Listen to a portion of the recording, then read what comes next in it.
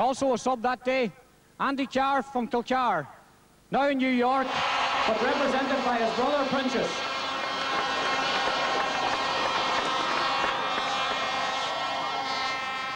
Another sub, well known of course as father of Declan Bonner and Sean Bonner, Dan Bonner.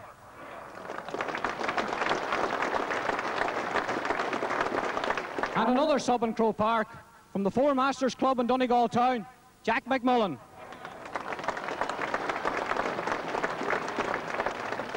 Represented by his son Michael, Hugh Toad Gallagher of Gweedore was another sub in Croke Park.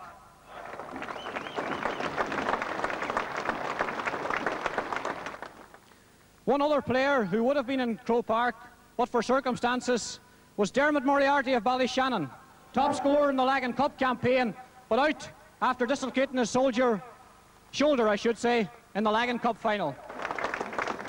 Others who featured in that very successful campaign, which Paul mentioned in, were Vincent Sweeney of Glenties, goalkeeper for the first two matches. The goalkeeper against Derry that particular year, but now living, now living in the United States, but represented by his sister Mary, John Kildare.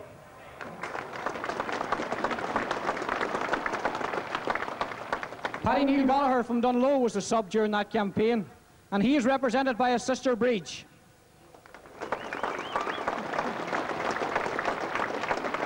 The late Michael Carr of Gweedore, another player who played in the campaign, is represented by his brother Paddy.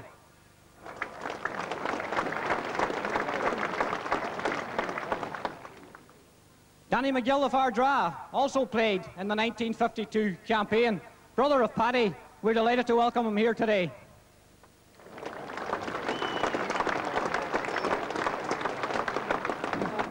Another man who needs little introduction, a famous man, GAA football in Donegal, from the St Eunan's Club, father of Paul and Leslie, both former county players, a former county great, James McGettigan from Letterkenny.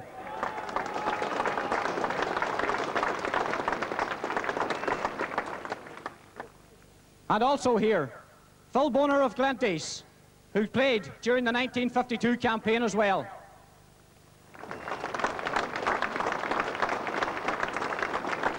Other players on the panel in 1952 who were not able to be present today were Jackie McDermott from Ballyshannon, Pat English and Dennis Curran of St Eunan's, and also Christy Higgerty, who played for Mayo subsequently. Please give them a round of applause as well.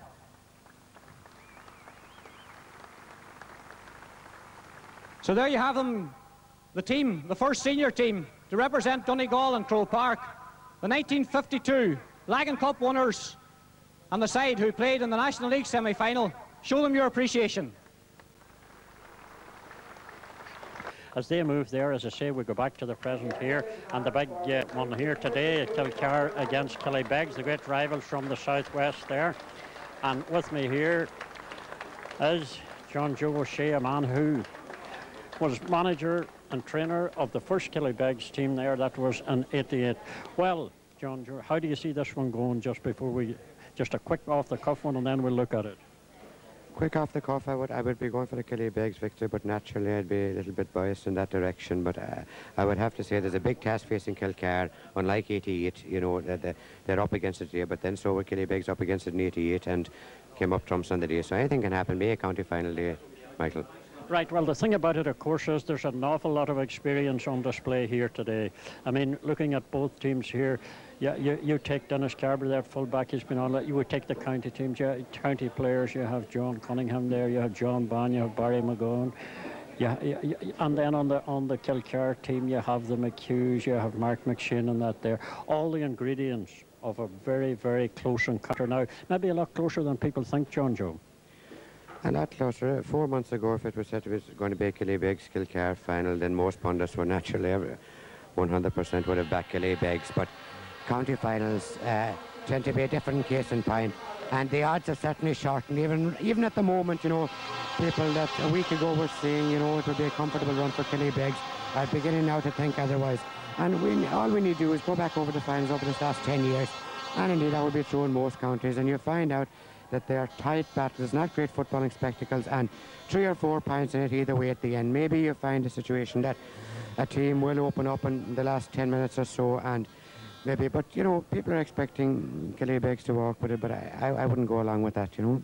Now, we just heard that Declan Boyle is going to be at left half back there for Killybegs. But coming back, like, I mean, some of the jewels that are coming there. We're going to have Martin McHugh and John Cunningham there. That could have a big bearing on the centre field. James McHugh, Mark McShane, John Bonham, Barry McGowan. How do you think that centre field battle is going to go?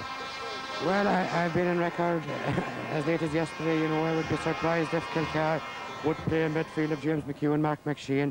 I would feel myself that that they will be pulling James McHugh back into the half-back line, and certainly I would see Kevin Lyons coming to the middle of the field, maybe to do a man-to-man on Barry McGowan.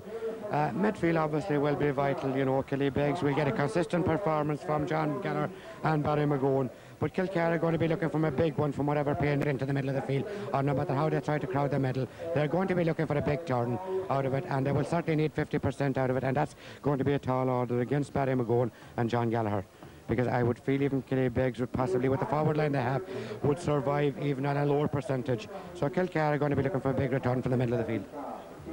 One of the stars in the semi-final would have to be Pádraig Howley there. He's in at number 15.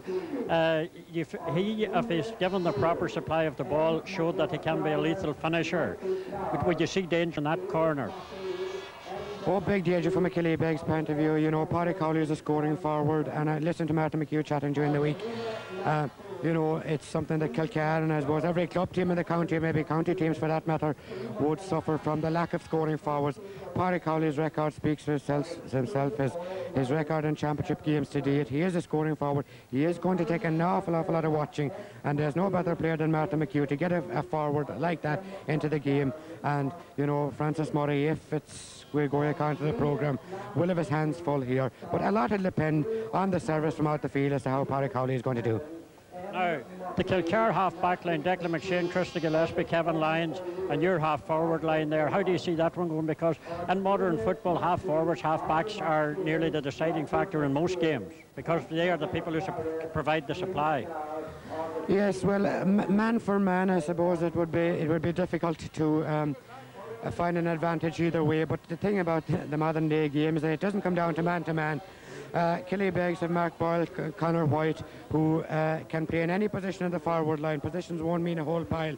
Paul Callahan, I would hazard a guess at this stage, would be dropping back into the half-back line for Killybegs, possibly. Now, who's going to be there for Killybegs is another question.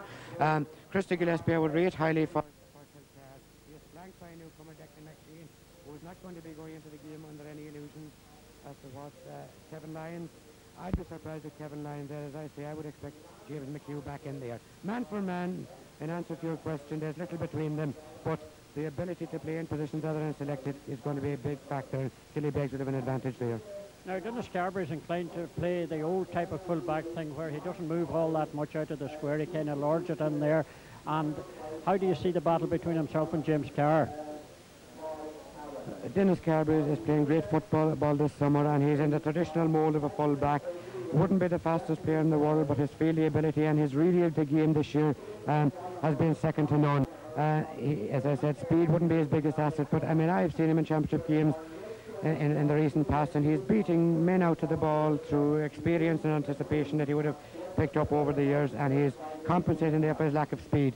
But I mean, Kilcar are long enough on the road that they will know, despite having a 6-foot-plus full forward in James Carr, they're not going to be dropping high balls into the Killybegs square. They'll be trying to get Dennis Carberry to move about, and possibly I would imagine that James Carr might even be one day out the field. But you know, if it's going to be dropping in the Killybegs square and around the Killybegs 21-yard line, Dennis Carberry is going to gobble it up. Well, the other one, of course, will Killybegs be able to curb the McHugh brothers? I mean, they're working very closely together. One of them at centre half forward, the other there centre field. You say they may move around, but very difficult to contain. And if they get the inch, you know, they're the types of fellows who don't take an inch, they take a mile there, and they're the architects of a lot of the Kilcar attacks. Yes, Michael, it was instrumental in 88. We had 2 man-to-man markers on both McHughs, and Mickey Campbell and John McGuinness, neither of which are playing today, did a superb job on it. It blunted the Kilcar edge somewhat, and I mean, you have to, if you've got to contain this Kilcar team. You know, Marty Carlin earlier on the championship almost won on his own for Red Hughes. Killybegs will have to contain the two McHughes. If they contain the two of them, then that'll, you know, the other forwards will have an uphill battle themselves. But it's important that whoever is marking the McHughes, that they certainly be disciplined and stay with them and not allow them to set up the other Kilcar players and get them involved in movements. Well, John Joe, you seem quite confident that Killybegs are going to add and make the 3 in a row. I would have to be. I wouldn't be as confident, I suppose, if I was sitting down in the line at the moment. You know, out here you can have a different view on it. But, you know, it's going to be tight for a while. Liam Brown is not going to, obviously, there'll be a settling period of 10 or 15 minutes. But I imagine it will be tight for 3/4 of the game. But, you know, Killybegs going to the last 10 minutes of the game are going to have sufficient in reserve and possibly maybe, you know, I could see them running out 5 or 6 point victors. There you go there, a very confident John Joe Shea predicting 5 or 6 point victors, although the general consensus from neutrals here is that it's going to be a lot closer than a lot of people think. So we'll leave you there now for the moment and come back to us after the break when Charlie will be ready and the referee will be ready to get the 1993 Donegal Senior Final underway.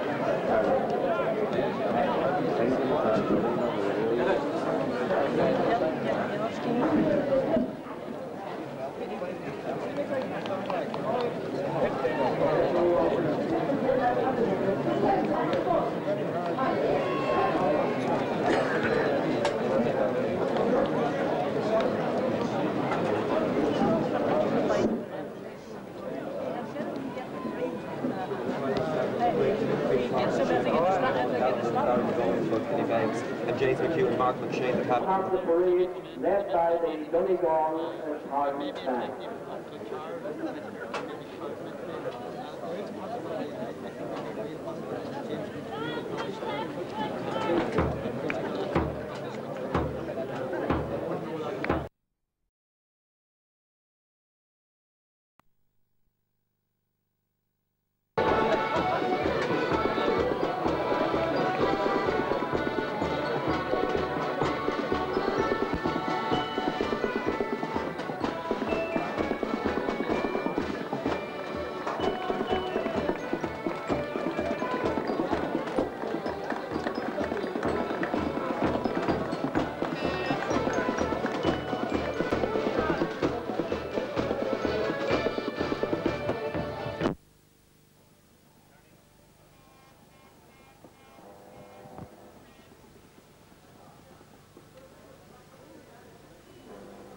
Hey, we're too old to be panic. You got the slider that time when you were on the field. You'd have fucking pushed her up earlier anyway.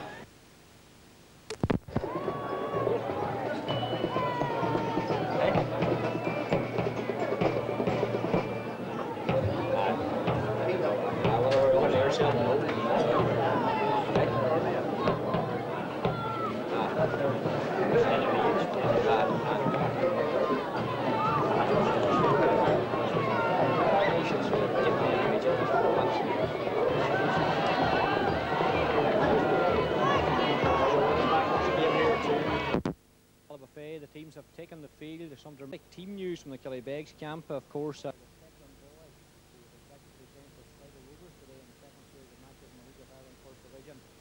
to play with his hometown club here in the senior championship final, and that has got to be a big boost to Killybegs. Declan Boyle, we're told, will play at left half back. There'll be a couple of changes, in fact, on the Killybegs side. We're expecting Paul Callahan, who was named at left half forward, to start at right half back. We're expecting Declan Boyle to be at left half back. Manus Boyle, who is team captain, will move from left corner forward to left half forward in Callahan's place. Tony Hegarty, who was named at left half back, will be wearing number 7, but we expect him to play at corner forward, right corner forward. And Jimmy White, who's been named at right half forward, right half back, we expect him to play at left corner forward. So we could have a situation where the two men who have been named in the half backs, Jimmy White and Tony Hegarty, will play in the corner forward positions, with Manus Boyle moving to the half back line, and of course Declan Boyle, the half forward line I should say, and Declan Boyle coming in the half forward, half back line. Great support, it has to be said, for both teams here. Kilcar always very vocal, always very colourful. Killybegs likewise, and a sea of blue and orange flags right across from me here on the seated area. Kilcar seem to have taken the bottom end there of the seated area, and as they come past the Killybegs dugout now, I can see the Killybegs flags getting ready to greet their side. So it's a beautiful scene here. The pitch is in absolutely ideal condition. Michael McGee, the pitch in ideal condition, and of course the conditions here, breeze-wise, we couldn't have asked for a better day, in fact. An ideal situation for a great occasion like this, because this is the big occasion of Donegal football, the senior final. But just as I talk to you, Charlie, I see a banner across there, Kilcar say no to 3 in a row. You know, we're picking up fast, them runs to Croke Park, we learn fast. But the general consensus, to use the cliche which has been used now, a lot of people feel it's too close to call. But George O'Shea didn't feel that, and I feel that maybe Killybegs in the end might find just that extra experience, or not Killybegs, but Kilcar might find that extra bit of experience in Killybegs a little bit too much for them, as John Joe said, coming into the final 5 or 10 minutes. That said and all, a terrible lot is going to depend on how well Martin McHugh is contained, because we know Martin is the ignition, as it were, that sets the whole Kilcar team in motion there, and I find that his duel with John Cunningham, I feel he could shade that one, and if he does, it'll be very hard to know what the final score would be there. In the past, of course, Kilcar have tended to do a man-to-man marking job on Martin McHugh, but Michael Campbell, who tended to do that, is not here today. Who would you expect perhaps that they will be marshalling or saying to him, you've got to pick up McHugh? Well, I have a feeling that Declan Boyle will be keeping a close eye on, as it were, as a backup there to John Cunningham, because John Cunningham is kind of slow on that. Okay, Michael, we're going to have a round the vein, so we'll just stop Michael there for the moment.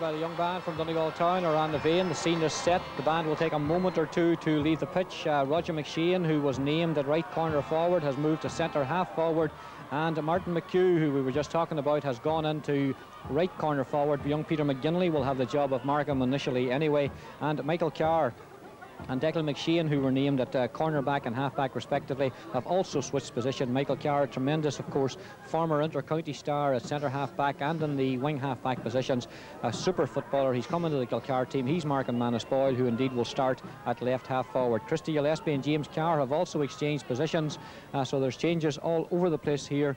Big James Carr was named at full forward, but he wouldn't appear to be in there at the moment. Porrick Howley is wandering in that situation. James McHugh seems to be playing up there in the full forward line as well, so there's changes all over the place. Christy Gillespie, in fact, has moved to midfield along with Mark McShane, and James McHugh's gone into the forward line. James Carr is playing at centre half back, and he is marking Conor White. So changes all over the pitch, too many to even tell you about, but you'll pick it up as we go along in commentary.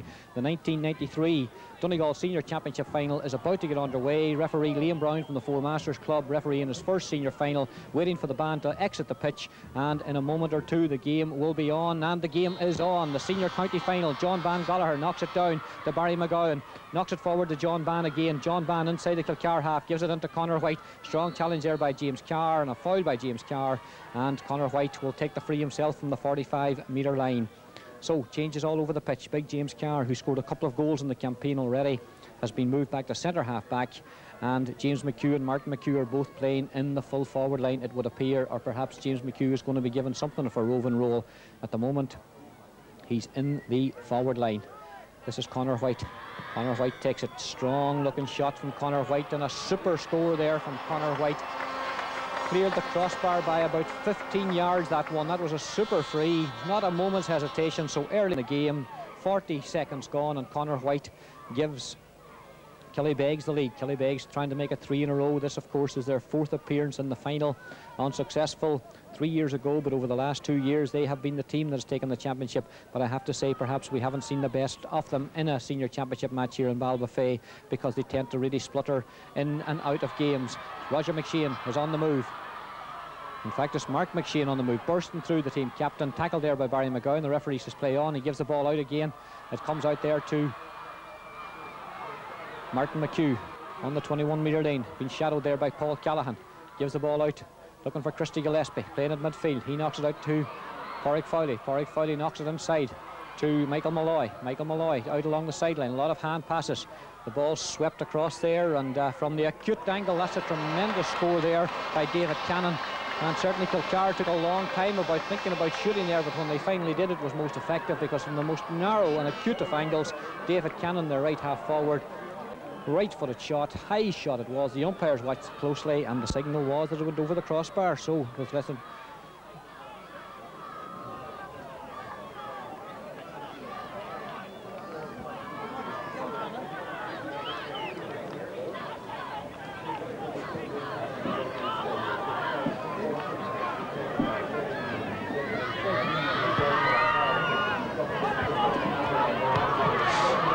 Okay, Miles, thank you very much for that. And back with the action. This is Martin McHugh inside his own half, picks up possession, moves inside, a long ball forward, and an excellent ball right in there. This is James McHugh. James McHugh trying to... There's a chance here of a goal for Howley. A brilliant save, but Howley has a chance again, and a brilliant save again. Hits the crossbar. Dramatic scenes here down at the River Fundy. Unbelievable scenes. The ball's knocked out, but I'll come back to it in a moment. Brilliant save by David Meehan, and then intervention then by one of the defenders. It may have been Carberry, but I'm not 100% sure about that. Paul Callaghan's coming forward. The play's still going. Those were amazing scenes there. What a chance. John O'Donnell scored a penalty in the last game against St. Finn coming forward. Michael McGee absolutely blind and saved there by David Meehan, but super defending, because a goal written all over it, and Howley hasn't missed too many this year. That's right. I mean, James McHugh cut through there. The backs were all lost. Howley was on the inside. He slipped it in. Howley did everything rest. He shimmied or dummied the goalkeeper, but however, Meehan got his boot to it, and then the rebound came back to Howley. He had another go at it, hit the post and back clear again. Unbelievable. Absolutely. It's a free in, and one or two of the Killybegs players not too happy about the decision, so the referee Liam Brown takes the ball forward, and this will be a pretty simple task, it would appear.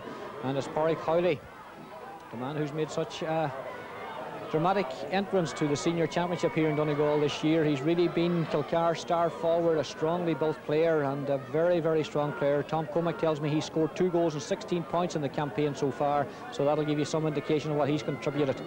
Pádraig Fowley wants Barry McGowan to move away a little bit from him. Christy Gillespie's there as well. Howley coming forward, dead straight in front of goals, 25 metres out, chips it high, and chips it over the crossbar. Kilcar, the lead is restored. They took the lead, of course, through Conor White after 40 seconds. Killybegs took the lead after 40 seconds through Conor White. David Cannon equalised. Now Pádraig Fowley from the free after 4 minutes has put Kilcar into the lead. Great support, variable support for both teams here, and we have the makings of a great county championship. McCool Park is ideal condition, the grass freshly cut, it's very dry. I was out on it there during the presentation of the 1952 team. There's hardly a breath of fresh air out there either. It's ideal conditions. John Van Gallagher, Mark McShane going for it. In comes big James Carr, the experienced man, fists it forward there. Good ball, not a good ball. McGinley cuts that one out. That was Roger McShane wasting possession. Out to John Cunningham. This is Conor White. Conor White plays the ball forward, looking for Jimmy White, his brother. Jimmy wearing 5, but playing it full forward. Enda McHugh's right with him, one of the brothers on the Kilcar team. The ball's back to Tony Hegarty. Tony Hegarty gives it back to Conor White. Conor White gives it into John Ban. John Ban plays a low ball, and Michael Carr intercepts, knocks the ball out there to Enda McHugh. Enda McHugh gives it out to Mark McShane. Good play by Kilcar out of defence. Mark McShane fists the ball forward to John O'Donnell. Wasn't the greatest of passes, but the cornerback does well. He's fouled and pulled to the ground by Barry McGowan, and Barry preventing him from taking a quick one. It'll be a free 50 metres out from their own goals for Kilcar. Conor White having a word with the referee, but no argument about that decision. It was certainly a free. John O'Donnell thinking about taking from the ground, but now going to take from the hands. The bearded O'Donnell has played in many positions for Kilcar, looking for Howley. Francis Murray trying to get back there. Murray has it. He's got support from John Goller. Plays it down the line. It should be picked up there by Kevin Lyons. Young player with a big future. He gives the ball into Mark McShane, another young player with a big future. The ball's knocked in, looking for Howley again. Howley's so strong, but this time he was fouling his man, and it's going to be a free out. Quickly taken. Peter McGinley in possession in the right cornerback position. Although he's wearing number 4. Plays the ball across. James Carr's there ahead of Conor White. Kilcar winning all the ball around the middle of the field at the moment. Knocks it forward to Cannon. Cannon gives it to James McHugh, looking for this short one. James McHugh tackled by Carberry and by Declan Boyle. The referee says play on. Looks to be a foul to me, but the referee now says James McHugh overheld the ball. Well, certainly I feel he was a bit unlucky. Bad free out by Peter McGinley. James Carr knocks it out to Roger McShane, knee heavily bandaged. He's got a man outside him. It's David Cannon who scored the opening point. Cannon thought about the pass. Now we'll think about the shot himself. Cannon on the left foot sweeps it across. Howley's there again, gets the fist to it, but David Meehan picks it up. Howley was fouling. It's going to be a free out. David Meehan's told to take the quick one. He does it. He gives it out to John Van Gallagher inside his own 45-metre line. Now he's just outside it, left-footed ball, looking for Jimmy White. Jimmy White and Enda McHugh coming. White got a hand to it but couldn't hold it. The Brecon ball bravely in there. Conor White shakes off the challenge of Enda McHugh, but he couldn't shake off James Carr. Strong hitting here by both teams. David Cannon gives it forward there to Roger McShane. Roger McShane, number 13, sweeps it across looking for Howley. Howley in possession. Howley shoots and Howley knocks it over the bar. And Kilcar moving well, and some excellent play here. Michael McGee. Kilcar looked the more likely side at this stage. They are, I would say, maybe they're settled down a lot quicker there, and the interchanging seems to be catching out Killybegs. The Killybegs half back line haven't come to grips, nor neither has the centre field there. Kilcar moving very, very well. 7 minutes and 11 seconds gone. Kilcar lead by 3-1. Killybegs took the lead through Conor White's point from a free. David Cannon equalised in play. Porrick Howley put Kilcar in the lead from a free, and now he's extended the lead from play. John Bangoller got a fist to it, but David Cannon, James Carr's doing well, centre half back. This is Mark McShane. Mark McShane going forward. Declan Boyd trying to get there. Mark McShane shoots, but that one will go wide, and Mark McShane's finishing sometime lets him down. But certainly Kilcar have their homework well done. James Carr's fisting balls around the midfield area. Christy Gillespie, a very mobile player, is picking up Barry McGowan. So much expected of McGowan, of course. And just looking at the Killybegs team, Conal Goller wearing 14 is right out from goals now. He's been marked there by Declan McShane. The Brecon ball again. This is Michael Malloy. Michael Malloy with the long hair tied back. He's fouled over there, Manus Boyle in the vicinity, but I think it may have been Paul Callan who committed the foul, but whoever it was, it's a free, and it looks as if it's going to be Porrick Howley again, just below the seated area in Ballybofey, just inside the 45-metre line, but he's only about 4 or 5, well, perhaps 6 or 7 paces in from the far sideline. Howley, he scored 2 already. It'd be asking a bit much for this one to go directly over, but he certainly made a good fist of it, dropping in the small parallelogram. A man was inside the small parallelogram, although Dennis Carberry got there first. John Van Gallagher takes the quick one. John Van on the move, gives the ball forward to Conor White. Conor White's got Declan Boyle running forward of him. A ball forward looking for Conal Gallagher. Conal Gallagher's got it. Conal Gallagher's been fouled, but the referee plays a good advantage. Conal Gallagher going forward. Conal Gallagher still going forward. This is Conor White, but the Brecon ball, but the referee says there was a foul and it's going to be a free in. And Kilcar certainly very, very keen, very sharp, making things difficult for Killybegs, but this should be a relatively easy task for inter-county star and Killybegs team captain Manus Boyle. This one is about 25 metres out. It's more or less central, if anything slightly right of centre, and the perfect angle for the right boot of Manus Boyle. Scored 9 points in the All-Ireland final for Donegal in 1992, and he scored a point here today so far for Killybegs. We've gone 9 minutes and 24 seconds. It's Killybegs 2 points, Kilcar 3 points, and the near neighbours from southwest Donegal have opened this game in the first 9.5 minutes very brightly. Good open play, particularly from Kilcar, and they certainly deserve the lead after this short opening period. Paddy Swinney has placed the ball on the 21-metre line. Just to remind you, earlier this afternoon in the minor final, St Eunan's 1 goal and 9 points. Arua 1 goal and 7 points. Brendan Devaney's goal so vital for St Eunan's in the second half. Mark McShane went for it. The Brecon ball will come again as David Cannon picks it up. John Ban thought about a tackle, but it was going to be Mark McShane couldn't take it first time, and it's good for Killybegs. He couldn't, but there's still danger here for them. This is Michael Malloy, 30 metres out. Michael Malloy on the right foot shoots, but that one will drift to the left and drift wide. So another opportunity spurned there for Kilcar, but that's their second wide, and that was from a good scoreable position.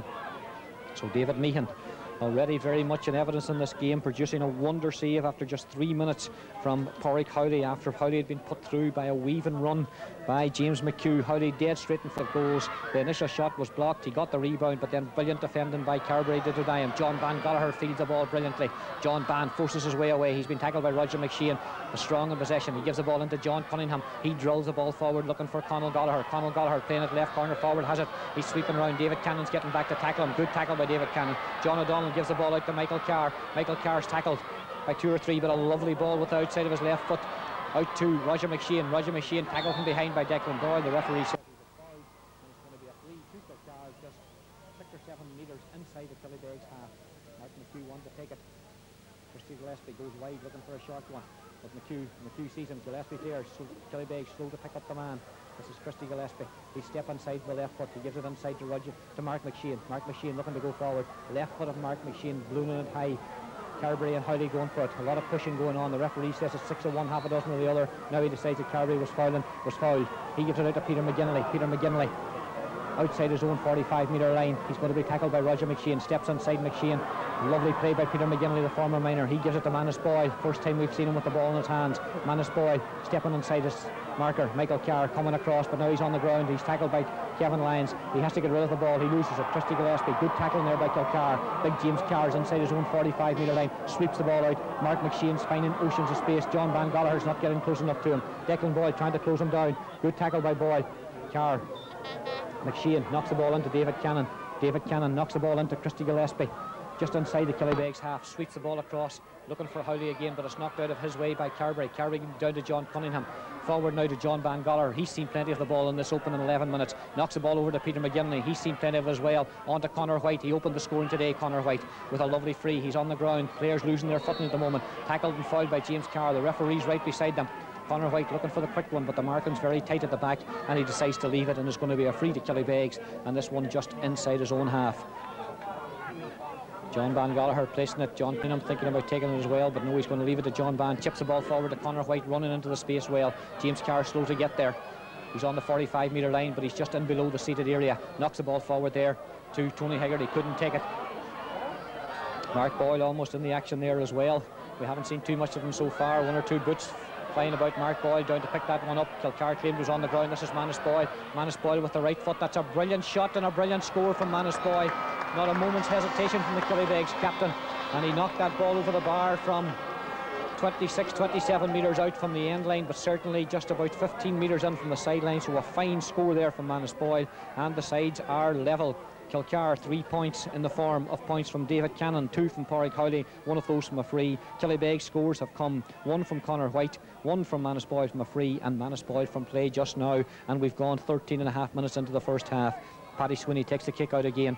James McHugh trying to get there, moved out from the full forward position. James McHugh being tackled and fouled there by Barry McGowan. Barry McGowan wasn't far enough away, so James McHugh will gain some ground. It's going to be a free. James McHugh thought about taking him, but he leaves it to Christy Gillespie, so it'll have to be taken from the ground just inside the Killybegs half. Killybegs beginning to mark up a little bit tighter than they were. Mark McShane was certainly finding too much space. Mark McShane is the most forward of the Kilcar players at the moment, right on the edge of the small parallelogram. Christy Gillespie's free won't find him, it finds instead Peter McGinley. McGinley punches out to Barry McGowan, into Declan Boyle. Declan Boyle trying to get round James McHugh. Declan Boyle strong in possession, really going forward. David Cannon trying to close him down, but this is a brilliant run from Declan Boyle. He's up to the 45-metre line. He's got men inside him. He fits it out to his brother Mark Boyle. The Boyles combining not successfully in the end, because Mark Boyle couldn't take advantage of it, and that's the way it finished. Just to the left and wide. Killybegs first wide, in fact, and we've gone 14.5 minutes into the first half. So an interesting start, 3 points all, but anyone who suggested this could be a one-sided final, well, certainly the indications so far are it's certainly not going to be that. But of course, we still have 3/4 of the match to go, only the first quarter gone. It's 3 points all at this stage. John Ban fisted that one down. Michael Carr will pick up the pieces below our press box position, knocks it forward, looking for James McHugh. He's tackled by Francis Murray, but McHugh so small but so strong in possession, looking for support, but he hadn't got support, and the referee says he overcarried the ball a little bit, and Liam Brown will call the ball back. Declan Boyle wanted to take it quickly. James McHugh was preventing him from doing that, and it's going to be a free to Killybegs, and it's going to be just on the halfway line. And it looks as if it's John Van Goller who's going to take it again. John Ban to take the short one. Conor White coming short from him. Martin McHugh preventing that from happening. Killybegs looking for the short one. Mark Boyle trying to move. The ball's knocked forward. Tony Higgerty has it. Wearing 7 but playing in the forward and gives it back to Conor White. Conor White sweeps the right foot. This is danger, but Jimmy White's there, but the ball goes wide. And second wide for Killybegs, and it remains 3 points all. Michael McGee, 15 minutes gone, and an interesting start.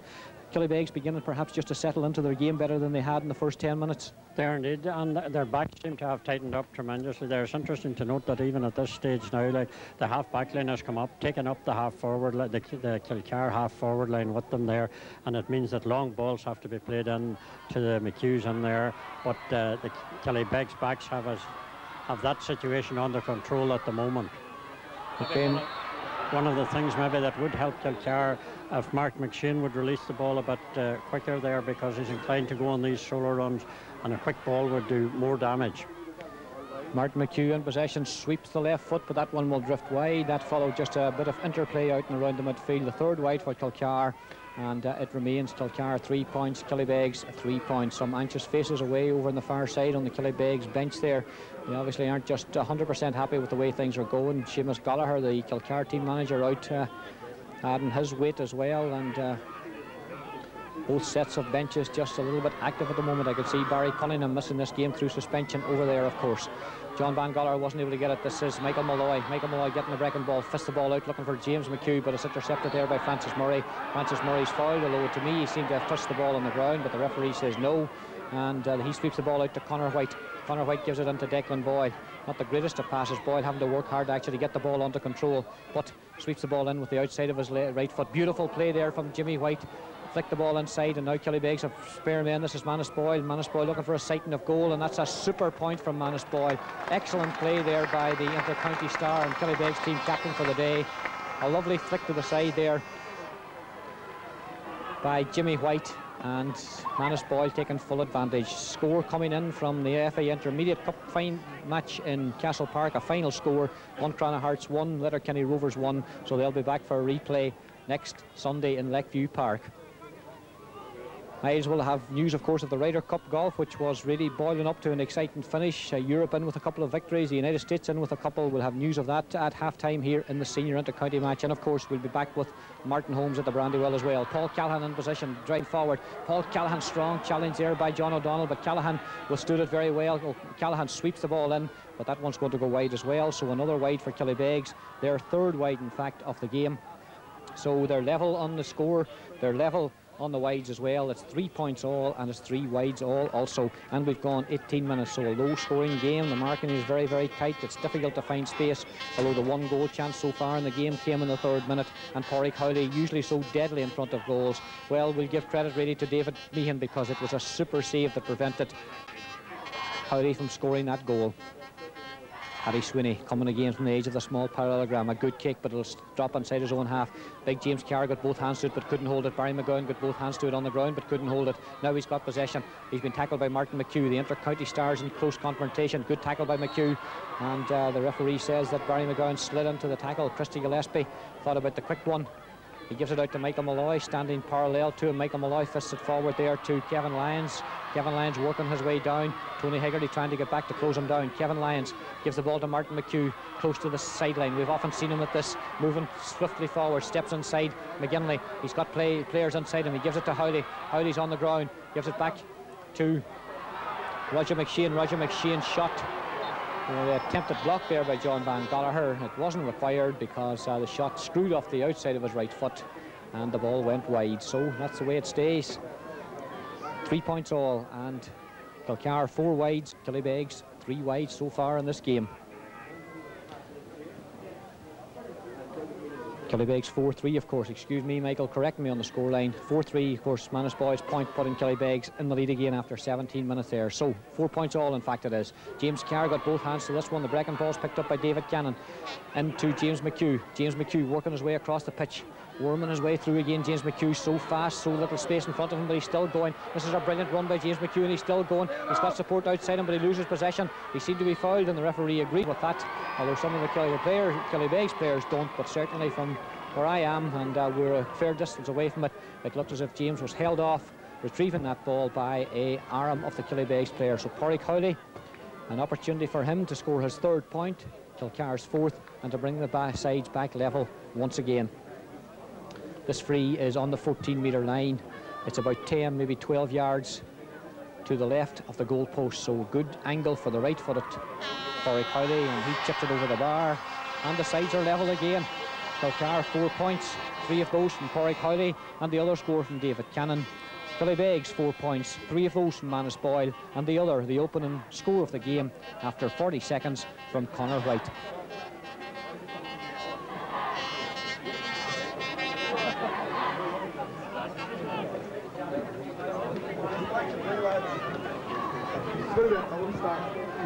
Michael.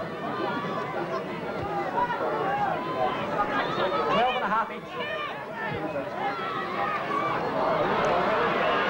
Okay, Miles, happening here is a point from Barry McGowan as Killybegs opened the Kilcar defence again. The final pass to Barry McGowan about 25 metres out, and over he went. Enda McHugh not too happy about something there. Enda telling his players they should be punching the ball forward, not trying to catch it. But the end result of that move was a Barry McGowan point, 5 points to 4 the score. And what a dramatic turn of events, of course, at the Belfry. 12.5 points each. It could go anyway with 3 matches left out on the course. John Bangalore should get this one. He's completely on his own. He flicks it forward to Declan Boyle. Declan Boyle had to step back to take the ball, but now he's in possession and he's trying to work his way forward. He's going to be tackled by Mark McShane, but he's still going. The referee says play on. Declan Boyle gets possession again, and now he's got a bit of space. He swings the right foot. This one won't go over the crossbar, but it could drop dangerously. Goalkeeper Paddy Sweeney watched it all the way and intelligently let the ball go wide under a little bit of pressure there from Conal Gallagher and from Tony Hegarty, but the goalkeeper had the situation under control. So with 22 minutes gone in the first half here at Ballybofey in the Donegal Senior Championship final, a beautiful afternoon, the sun about to join us, I think, through the clouds in the next few moments. A big crowd here, a capacity crowd. Well, I suppose I'm wrong to say a capacity crowd, but certainly for a county final, as good a crowd as we've seen for quite some time. Michael Carr getting the breaking ball before Manus Boyle could. He's got support inside him, but he plays it down the line, looking for Roger McShane, but John Cunningham had that one under control, and it's going to be a line ball. There's a slight problem here with one of the Killybegs players. It's Barry McGowan, looks to have a knee problem here, and certainly this could be a big loss to the Killybegs team if they were to lose Barry McGowan just after scoring a point there. In fact, I didn't actually see what happened there, but Barry McGowan's not the type of player to call for the trainer unless he's got a problem. Just holding his right knee, perhaps just above between the knee and the calf, but the problem would appear to be just close to the outside of the right knee joint. The magic spray being applied at the moment. I'm not sure if he actually jarred it or perhaps got a knock on the knee. It would appear as if he possibly jarred the knee, because looking a bit uncomfortable there. He's on the ground at the moment, in fact, receiving a bit of treatment. Trainer just trying to get a bit of mobility back into the knee. Barry's getting to his feet again, limping away from the situation, so perhaps he just jarred his knee there and there was a bit of pain, but he's limping pretty heavily at the moment. And as we approach the last 6.5 minutes of the first half, a 1 point lead for Killybegs, 5 points to 4 in their favour. And one of the Kilcar players, actually, just attention being brought to me that David Cannon is receiving a bit of treatment down there as well. So obviously he picked up some sort of an injury during the play just before the ball went out of play, and Declan Boyle has the ball in his hands, and he will take the line ball from about 10-12 metres inside his own half. David Cannon getting some water from the magic bottle, and he looks fit to play on. So everyone ready to go again. Barry McGowan moving a little more freely now, and a couple of extra seconds there for him to do that. Conor White found.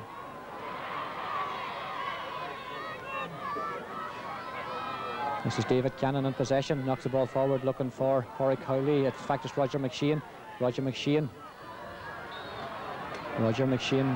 Okay, Miles, thank you very much. At the Belfry, as Miles says, the Americans look in control to take the Ryder Cup back for a second time. And a free here to Kilcar, a foul there on Pádraig Howley, and Martin McHugh coming across to take this one.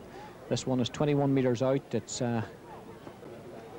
not quite halfway between the goalpost and the sideline, a little bit closer to the goalpost, but free that you'd expect a player of the calibre of Martin McHugh to knock over with his left foot. Chips it, but no, in fact, he doesn't. He misjudged it. It didn't curl enough, in fact. It kept its line, really. Martin was hoping to draw it in, knocking it for the far post to pull it across, but that's not the way it happened. So it stays 5 points to 4 in favour of Killybegs, and we've moved inside the last 5 minutes. 25.5 minutes, in fact, gone in the first half. The sun, in fact, has joined us here. It's a lovely afternoon at McCool Park in Ballybofey, and a lovely setting. The ball knocked down. Mark McShane didn't go for it and waited for the breaking ball successfully. Mark McShane being tackled there by Mark Boyle, knocks the ball forward. Dennis Carberry trying to get out to Pádraig Howley, so strong in possession, but he took his eye off the ball. But however, he'll get possession again. A strong challenge by Declan Boyle, and the referee says that Pádraig Howley picked the ball off the ground, and there's a little bit of unnecessary argy-bargy going on off the ball there. Pádraig Howley looks as if he could be going in the referee's book for a kick up to Declan Boyle on the ground. Wasn't too happy about the decision awarded against him, of course, but unnecessarily then kicking out of Declan Boyle, and referee Liam Brown quick to spot it, and the first name going in the black book is that of Pádraig Howley, the Kilcar forward. So it's a free to Killybegs, and Declan Boyle doesn't look overly keen to take it himself, having a word there with Dennis Carberry, but Boyle now is going to take it from the hands, in fact. And now the referee's telling him to place the ball on the ground, so, well, I'm a little bit confused, I have to say myself. It was a foul after the foul, I suppose, so that's the reason it's been taken on the ground. Declan Boyle kicks the ball forward. Barry McGowan watching it carefully, got a hand to it, holds on to it. James Carr in quickly to tackle him. This is Barry McGowan, gives it into Peter McGinley. So many of these Killybegs boys able to play good football. In it goes, but Enda McHugh is out quickly. The ball comes to Roger McShane. Roger McShane inside his own 45-metre line, gives it to Martin McHugh. McHugh immediately spots James McHugh, working off Francis Murray. James McHugh looking to go, and McHugh bursting forward. Kilcar supporters telling him, encouraging him to go ahead. He doesn't need much encouragement. On he goes. He's fouled by John Cunningham. John Cunningham not too happy about the decision, but a relatively easy chance coming up for Pádraig Howley from a very similar position, in fact, to the one that he scored from a short time ago. If anything, even closer to goal.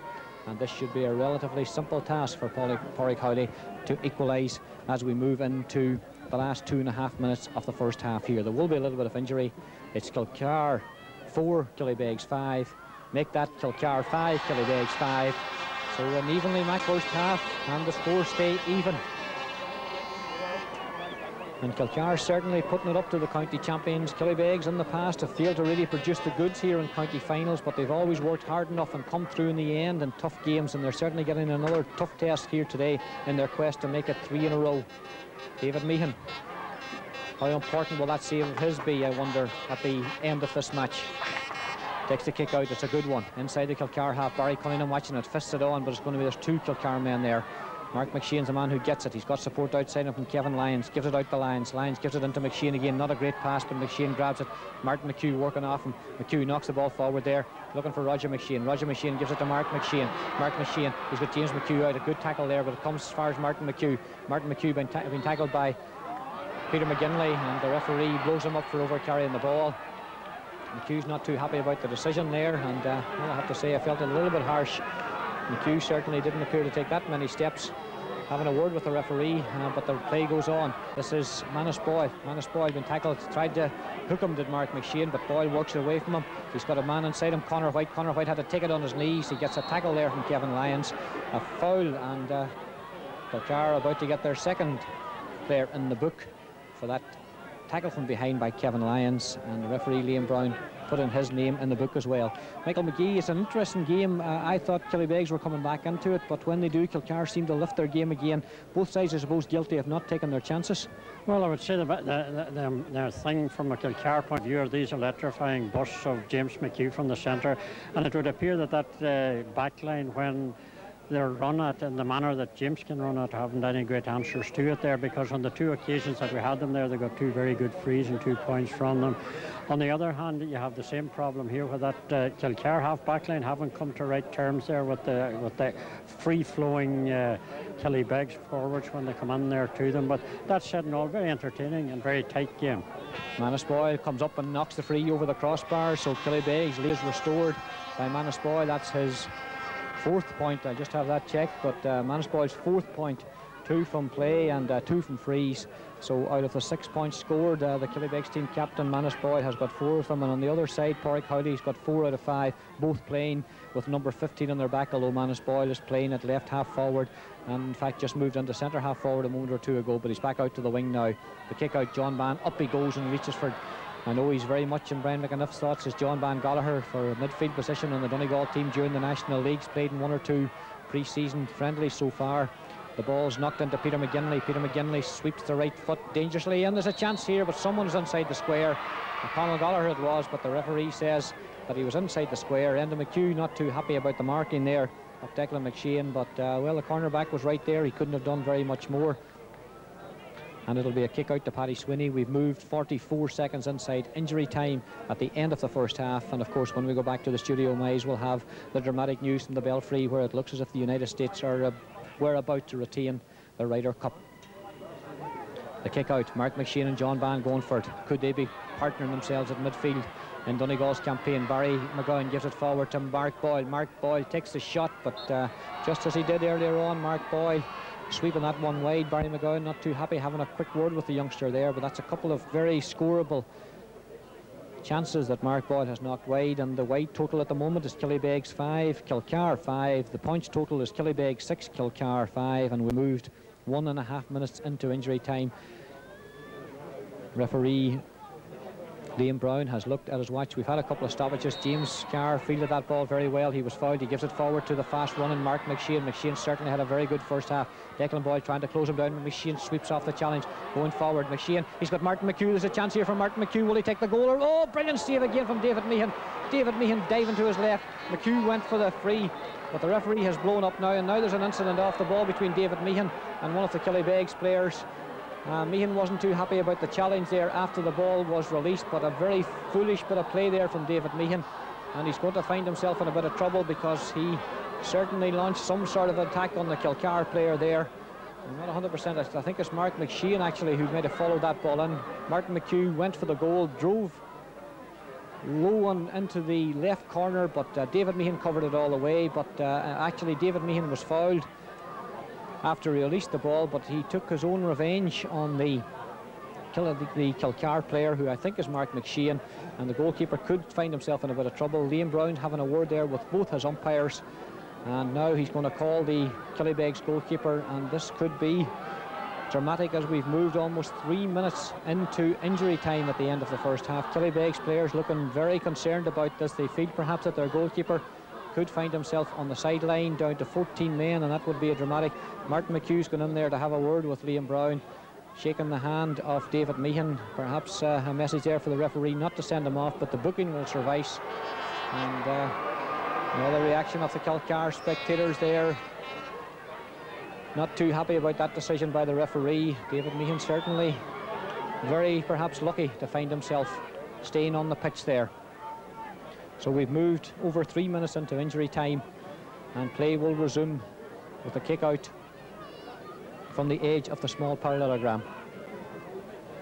I think the half-time whistle may be respite for everyone here and give perhaps tempers a little bit of a time to cool. Liam Brown in fact blows for half-time, so at half-time in this senior championship final, it's Killybegs 6 points, Kilcar 5 points. Killybegs have shot 5 wides, Kilcar have shot 5 wides, but Michael McGee perhaps a fair reflection on the scoreline. Killybegs coming more into it in the final 15 minutes there. That's right. It was just 6-5. Like there was going to be very, very little in it. Had Martin McHugh taken a point there, they would have ended even. But a fair reflection on playing. I don't think either team would have any complaint there. Just an extraordinary thing there that we had that incident at the end of an extra time in the minor, and we had an incident there too. And I suppose David Meehan could consider himself lucky enough that maybe Liam Brown, just as we had in the minor match, was a bit lenient there, because It looked nearly a sending off offence from here, but then maybe the umpire saw it differently there because he consulted with the umpires on it.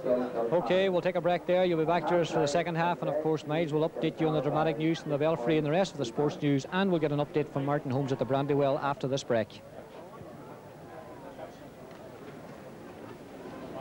Michael, they've won it. The United States have won it. They're leading 13.5 to 12.5. Ray flags 2 up on Morsey. The best they can get is a draw. Place in the Borden Road tournament at 6 o'clock between Carmen and Guido. Floyd's Dormy 2, so that will give them 14. So they'll retain the title with 14 points. Thank you very much, Miles, and you're welcome back. Good timing because the sides are out on the park again, and the officials just making their way across to the dugout, so we should be underway in a moment or two. Michael McGee, Shane got the ball from the break, from the throw in. He gives it to Howley. Howley gives it to James McHugh. James McHugh hesitated for a moment. There's a goal chance for James McHugh. He seemed to be fouled there, but the referee says play on. James McHugh trying to force his way in, and let off there for Killybegs, because that could have been a dramatic start to the second half. Michael Malloy pushed out over the end line, but the referee says it was a foul. Dennis Carberry gives it back to Paul Callahan. Paul Callahan working his way out, gives it out to Carberry again. Carberry working his way, big man knocks it forward. Peter McGinley has it. Peter McGinley looking for support outside him. He finds it in John Cunningham. John Cunningham gives it to John Bann. John Bann gives it to Francis Murray. Francis Murray plays the ball forward looking for Jimmy White. The player manager, Jimmy White, Enda McHugh right behind him. Jimmy wasn't able to take it, and the ball goes out over the sideline, and it's a line. Rekindled in the second. Enda McHugh left footed down the sideline. John Cunningham wasn't able to take it, but Peter McGinley sweeping up behind him did. Gives it into John Ban Goller. John Ban's had a good game. John Ban, a long high ball ballooned forward. John O'Donnell under it. The Brecon ball so vital. Big James Carr's had a good game at centre half back. The experienced man surrounded, but he flicks the ball out there to Michael Carr, his experienced counterpart on the half back line. Carr gives the ball to McHugh. Martin McHugh inside his own half, trying to go forward, sweeps past Manus Boyd, knocks it into the corner. Good challenge in there by Roger McShane. Roger McShane's tackle, he gives the ball into James McHugh. James McHugh sliding tackle there by Francis Murray, dangerous tackle, and the referee says it's going to be a foul and a free, and this free from that side, Martin McHugh, you would feel, will be taking that one with the left foot. In fact, it looks as if it's going to be Roger McShane who's going to take it, and a chance for an equalising score for Kilcar. We've gone 1 minute and 40 seconds into the second half. Roger McShane with the left knee heavily bandaged, coming forward to take this one. Curled it beautifully over the crossbar. A defiant fist raised out to the crowd on the far side. It's 6 points all. Kilcar, of course, who took 4 games to beat St Eunan's in the first round of the championship. Then in the quarter-final were comfortable victors over Neath Connell, who didn't really get going until the final stage of the game. In the semi-final they started well against Glenfin, then had a bad period, but in the second half came back with goals from Howley and a penalty by John O'Donnell to win pretty comfortably in the end. And here they are in the final and performing well. The sides are level. Martin McHugh tried to pick it up. Manus Boyle fouled him, and Manus Boyle and Martin McHugh having a little bit of an exchange of an opinion there, not too happy about something or other. And it's McHugh who's going to take this free from just inside his own half. So perhaps just tempers becoming a little bit frayed out here in the hustle bustle of a senior championship final. A tight and close one. Martin McHugh was a bad free to Christy Gillespie. Gillespie did pretty well to even try and get there. This is James McHugh. He's so dangerous in possession, James McHugh, at any position. Martin McHugh sweeps the ball forward. A good pass looking for Christy Gillespie. There's a man free inside him. It's Mark McShane. Mark McShane's there. Mark McShane's tackled there by Paul Callahan and by Dennis Carberry. Got his shot in. Howley has it now inside the 14-metre line, gives it to Christy Gillespie. His shot's blocked. Howley will get there again. Howley gives the ball out to Kevin Lyons. Kevin Lyons tackled by Conor White. Kevin Lyons shoots, but the left foot, well, Kevin Lyons was claiming it came off a Killybegs man. The umpire and the referee both concur, and linesman Peter Hughes is in quickly there to line up this 45-metre free, and it looks as if it's Mark McShane perhaps is going to come out and take it himself. No, in fact he's having a word with the two McHughes. Martin and James are in the vicinity, and Pádraig Howley wants to take it as well. So we have 4 Kilcar men vying for possession here to take this one, but I think they're going to settle on Pádraig Howley, who scored 4 first half points. to take this one. The sides are level, 6 points all. Killybegs led by 1 at half time, but the only score of the second half so far has come from Roger McShane's excellent points from a free. The linesman tells Pádraig Howley to take that back to the 45-metre line. The Burley Howley isn't too happy with that, but the referee, well, he's placed it in exactly the same position again. Took it back and replaced it again, but the linesman decides, well, let's get on with it. What's 6 inches anyway, I suppose, from 45 metres? Well, could make all the difference. It's swinging in dangerously. Dennis Carberry, oh, strong challenge from him after he took possession. Swept David Cannon away, out of his way. John Van Gallagher received what wasn't a good pass. Michael Malloy picks up the pieces, fists it in here. This is Martin McHugh taking the pass from Roger McShane. McHugh on the left foot shoots, and that one goes wide. So Martin McHugh not too happy with that, raises the hands, and an opportunity that he know well he should have knocked over the crossbar from 35, maybe 40 metres, but right in space on the left foot, plenty of time, a good sighting of goal, but he wasn't able to take it. David Meehan, a brilliant save early on in the game. Barry McGowan being tackled and by foul there by Christy Gillespie. Well, the umpire, the referee in fact, decides that it's the other way. This is James McHugh being tackled by Declan Boyle, but McHugh so strong in possession, still going forward, tackled there and pulled to the ground by Barry McGowan, and James McHugh not too happy about the challenge. Barry McGowan having a word with the referee, but the referee, Liam Brown, not holding it. Michael, I think Barry was a little bit frustrated with the free before that there, and probably James McHugh was the first man that the frustration was to be taken out on. Well, perhaps rightly frustrated. James McHugh and Barry McGowan, nice to see it, a little embrace as they were passing there. Two men who've played so well for Donegal, of course, in recent years, and neither could be described in any way as being a dirty footballer. Excellent players. Pádraig Howley coming forward, chips it. Looks to be curling enough, and curling enough it was to go over the bar. Pádraig Howley just holding his right groin there, so perhaps just feeling the groin a little bit, but he's got back into the action quickly. He would certainly be a big loss if he was to go out of the game. That's 5 points he scored in this game out of a total of 7. Kilcar have scored the only 2 points of the second half so far. In fact, Killybegs haven't really got up the pitch in the second half. The kick out, fisted forward there by James Carr. Again, the long ball forward, looking for Jimmy White. Jimmy White fisted out to the side, but it's Kilcar who are picking up all the pieces at the moment. This is Kevin Lyons, tackled by a couple of Killybegs men. Give it back to Gillespie, up to Mark McShane, having an excellent final. Tackled by Conor White, pulled to the ground by Conor White. Mark McShane on the ground inside his own half. The referee decides it's not a bookable offence. This is Mark McShane knocking it forward, looking for Carberry, looking for Howley, but Carberry got there. A few players falling. Martin McHugh gives it into James. James McHugh's very, very dangerous here. James McHugh sweeps away Declan Boyle again. James McHugh going forward. James McHugh shoots and shoots over the bar. That's an excellent score from wee James McHugh. 3 McHugh brothers on the pitch today, of course. James, Martin and Enda. That's his first point, but certainly he's been the playmaker in the forward line. He's looked so dangerous from play. Really knifing his way through the defence. Rory McNeedus on to have a word with somebody there. Seamus Gallagher coming on as well, and it's Dennis Carberry who's down receiving some attention, but Killybegs really, that's 3 points that Kilcar have scored, and Killybegs really haven't got going in the second half, Michael. No, they haven't, and they haven't come to terms with James McHugh. These electrifying bursts of his right through there. He's taking the whole defence with him, 3 or 4 of them trying to close him down, and naturally enough when that happens it means that there are extra forwards lying loose there, and James shrewd enough, he has plenty of experience, he knows how to use empty or free forwards like that, and unless Killybegs get to terms with that fairly quickly, they could have problems. Okay, lots of players taking advantage of getting refreshments here with this treatment going to the fullback Dennis Carberry. There's lots of switches around in the forward line as well. In the Killybegs forward line, trying to find space. Conor White seems to have gone into the full forward line at the moment. Enda McHugh is certainly marking him, and Jimmy White would appear to have come out the pitch to centre half forward, where he's been marked by James Carr. Paul Callahan wearing number 12, playing at right half back, of course, marking Michael Malloy out there. On Dennis Carberry there, I would say that in making that interception he seemed to overstretch himself completely, because it was he made a great effort to get his hand to that pass, and that would seem to, because he seems to have pulled a muscle in his neck there, that from the treatment he's getting.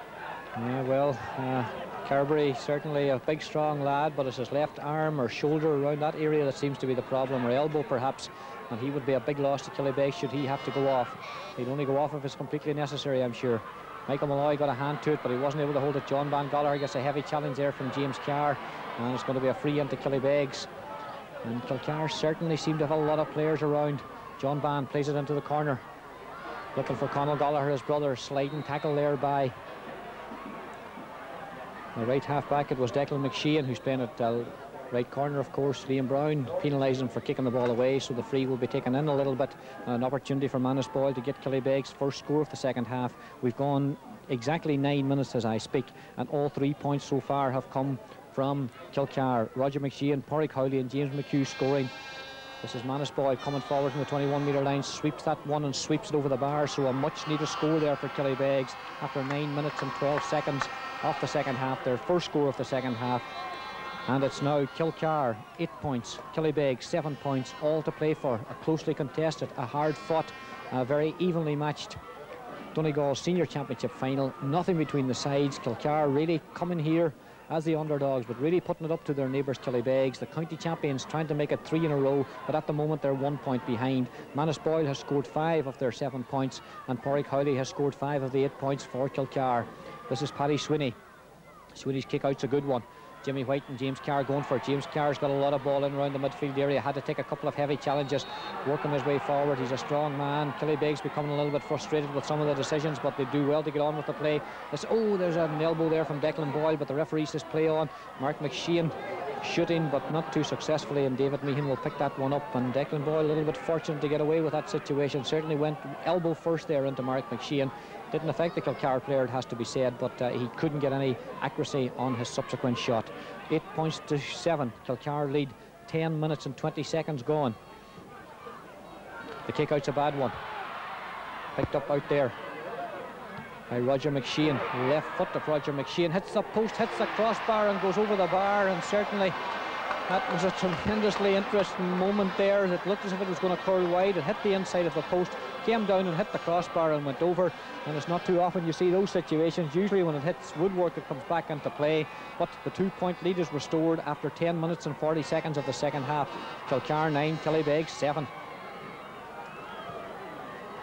The kick out again, John Van Gallagher trying to get there. Mark McShane knocks it down. Christy Gillespie has it, bad pass from him, trying to find Martin McHugh, and it was John Van Gallagher who's fouled, and Jimmy White plays the quick one out to Peter McGinley, the team manager, anxious to get on with it. He knocks it forward to Tony Hegarty. John O'Donnell comes in with a fly kick behind. Kilcar certainly very close to their men and making it very, very difficult for Killybegs.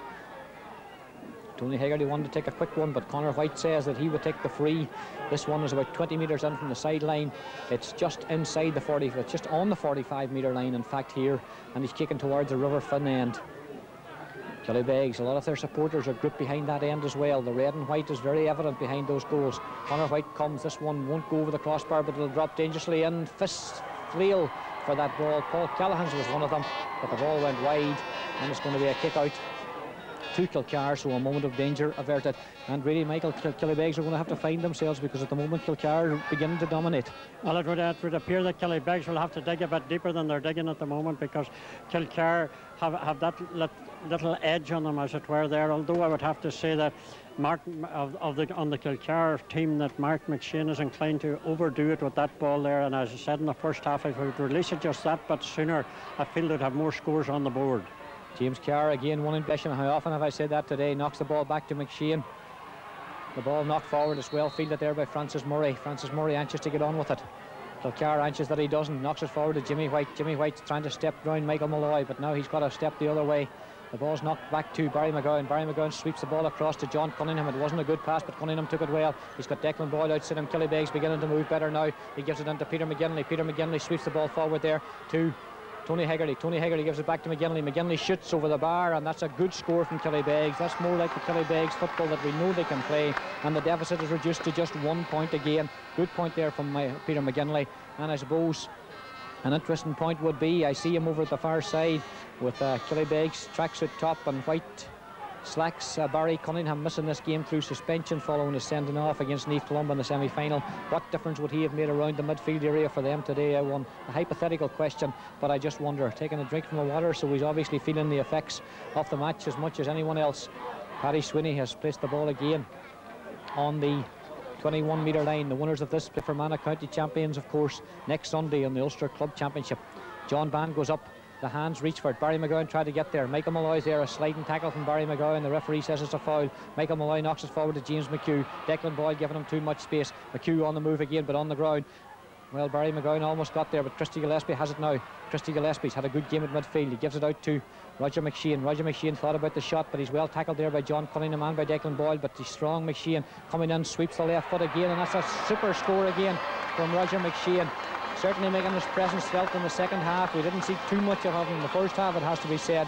But in the second half in there at right corner forward where he was named, he certainly made a big difference. So a fine point there from McShane. It's 10 points to 8 in Kilcar's favour, and Killybegs were replying with points, but Kilcar replying with what they have to do with points as well, and they maintain the 2-point lead, and there's 14 minutes and 16 seconds gone, so we're just about to move inside the final quarter. The Brecon ball, Francis Murray seems to have it. He's surrounded by 3 Kilcar men. He's on the ground. He fist the ball back, but the referee says he was overholding the ball. Good tackling again there by Kilcar. Not enough support really for Francis Murray when he was in trouble from the Killybegs. And Kilcar certainly have prepared well for this final. Although they were behind at half-time, it was generally agreed tactically they'd won the battle in the first half, and they've certainly maintained it in the second. Here's McShane again. Can we see another super point? Well, he's got his confidence. He looked up and thought about it. Give it back to Christy Gillespie. Into Michael Carr, the veteran, trying to go forward. Gives it back to James McHugh. Into Martin, but it's intercepted by John Bank. Kilcar just over-elaborating on that situation. John Gallagher is fouled. It's going to be a free.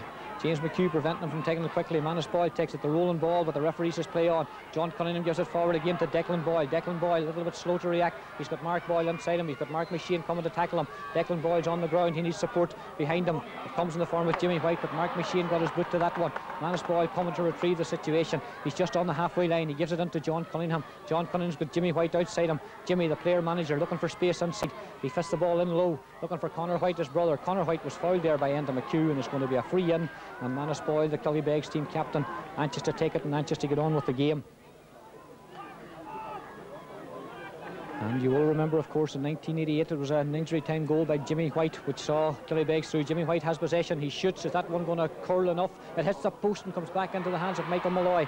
Michael Malloy trying to work his way out, but he's lost possession. But James Carr retrieves the situation, gives it back to Enda McHugh. Enda McHugh out to Michael Carr. Michael Carr fists a high ball out to Mark McShane. Good way out of defence by Kilcar. Michael Carr working his way forward, but now he decides to wait. Mark McShane's going to lose possession if he's not careful. Mark Boyle steps in. Boyle, well, he should have picked the ball up and he didn't. Now he will. He's got support behind him in the form of John Van Gallagher. John Van's got a man forward of him in the form of Declan Boyd. He gives it to his brother Mark. Mark's on the move and he's got Tony Hegarty outside him, but well, he didn't pass. Now he will pass to him, but Kilcar closing down the space again. This is Jimmy White. Jimmy White looking for support, gives it into John Cunningham. John Cunningham into Declan Boyle. Killybegs with a spare man. Declan Boyle shoots on the right foot, and Declan Boyle shoots over the bar, so a good score there from Declan Boyle. And now again, there's just a minimum between them. 10 points to 9 is the score, and there's 16 minutes and 40 seconds gone, so we've got 13 minutes to go, just over 13 minutes in fact. Michael McGee, this is one I wouldn't like to call. No, but it's interesting there, like that down under us there, Mark McShane had ample time to get rid of that ball, and he still insisted on this solo run that he's had. And if I were manager of the Kilcar team, I'd be having a severe word with him at this stage, because that's about 3 scores that game. That said and all, against Killybegs, with how quickly they can punish you, I think that's evident of it there, because the mistake was made down under us, and within 3 or 4 movements the ball was over the bar to reduce the deficit. Well, Mark McShane feeds the ball well in midfield again. Mark Boyle's with him, but McShane continuing to solo run. Again, the ball on the ground. McShane will retrieve the situation. Gives the ball back to John O'Donnell. John O'Donnell, 50 metres out, now 40 metres out. Eating up the ground as he went forward, but he's tackled by John Van Gallagher, but the referee said that he went too far. Mark Boyle takes it quickly to Jimmy White. Killybegs beginning to move. Declan Boyle on the move now. He's got support out on his far side if he sees it, but he's surrounded by Kilcar men. But a good fisted pass over to Tony Hegarty. There's a chance of an equalising score here. Tony Hegarty going forward. He's well tackled and well blocked there by Enda McHugh. Hegarty hesitated for a moment, should have shot initially and didn't, and Enda McHugh blocked him. Michael Carr worked the ball out. Now Mark McShane has it again. The Kilcar followers said tell him to play it long. He does on this occasion. John Cunningham's on it, however, and fields the ball well. Tackled by a couple of Kilcar men, fouled, gives it forward to John Van Gallagher. Killybegs are doing everything much more quickly now. This is Jimmy White, Declan Boyle. This is Conor White. Now Barry McGowan coming on at speed to take the ball. Barry McGowan working his way down through the middle. Surrounded by Kilcar men, still got possession, lost it. He's on the ground, he's up again. He fists the ball out to Jimmy White soccer style, out to Mark Boyle. Mark Boyle's got support outside him. This is Declan Boyle. Declan Boyle steps inside. He fists the ball into Manus Boyle. There's a chance here for Manus Boyle. Steps inside the tackle. He's got 2 or 3 Kilcar men with him. He loses possession. He wanted a free. The referee says no, and again Killybegs wasteful in front of goal. Michael Malloy fists the ball out to Michael Carr in an advanced position. Michael Carr coming forward. looking for the space. Fits the ball to Martin McHugh. Martin McHugh hasn't been in the game for a few moments. He is now stepping down the middle, steps inside Peter McGinley, still going his speed. McHugh right down the middle. He's got a man inside him, Porrick Howley if he sees him, but McHugh surrounded by Killybegs men's on the ground. Kilcar haven't got many men forward. McHugh sweeps on the left foot. That's a brilliant score from Martin McHugh. Absolutely brilliant score. He hadn't got the support forward, only his first point of the game, but it comes in an important psychological time, and it increases the lead to 2 points with 11 minutes to go. McHugh didn't have support apart from Porrick Howley. He didn't need it because he swung on, and there's a substitute coming on to the Killybegs team. Paul Rowan, who was named in the starting lineup but didn't start, is coming on, and it looks as if it's Tony Hegarty who's going off the Killybegs team. It is indeed. Paul Rowan with number 13 will go into right corner forward, and Kilcar, their mentors, out along the sideline encouraging their team. Liam Brown telling David Meehan to get on with it. I don't think he needs to tell him. Killybegs are keen to get on with it now. John Van trying to get on to it. Mark McShane feeds it well. Possession so vital in these last 10 minutes. Mark McShane working his way forward. He's been tackled by Declan Boyle, but he's still going. He gives it to James McHugh. James McHugh on the run. He's got a man outside him, but he's still going. James McHugh. He's tackled by Barry McGowan, fouled by Barry McGowan, and now we're going to see perhaps a lead of 3 points here for Kilcar as we move towards the 20th minute. We're just moving exactly 20 minutes gone in the second half. Kilcar lead by 2 by 11 to 9, and this should be a pretty simple task for Porrick Howley, who's already scored 5 points in this game, to get his 6th, and that means that he has 50% of the Kilcar scores if he knocks this one over the bar, because it would be 12 points to 9. Porrick Howley comes forward, chips it, but he chips it wide, and that could be a vital wide, just as vital as David Meehan's save from Porrick Howley in the first half. There's still only 2 points between them. That would have been an important psychological factor there. John Van gets before Mark McShane. They're having a good battle. The ball's knocked forward to Conor White.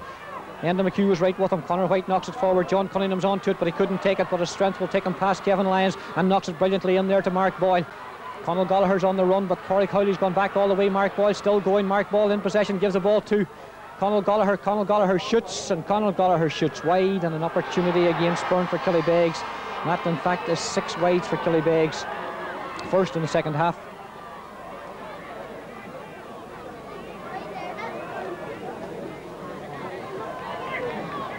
Okay, Miles, thank you very much. So Finn Harp's in trouble today. Killybegs in a little bit of trouble here as well. They're 11 points to 9 down. There's 21 minutes and 16 seconds gone. Plenty of time for them to come back.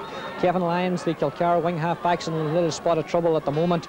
Manus Boyle has moved to full forward for Killybegs. Declan Boyle has gone to centre half forward. Conor White has gone to left half forward. There's changes all over the place. Jimmy White's come out to the midfield area, and certainly Killybegs will have to respond in the next couple of minutes, because Kilcar gaining in confidence as this half progresses, and that could be a vital free miss. But having said that, Kilcar really had the planning right from the start here today, Michael, and it's going to be hard for Killybegs to get back into it. It is at the moment. Kilcar are holding the initiative. Killybegs still haven't come to terms with those quick runs. We saw James McHugh in the first half, we saw him in the second half, and in that last score I think Martin McHugh demonstrated the Killybegs problem there. He took on 4 backs, went out, took them with him, and then came back around them again and picked off his point there.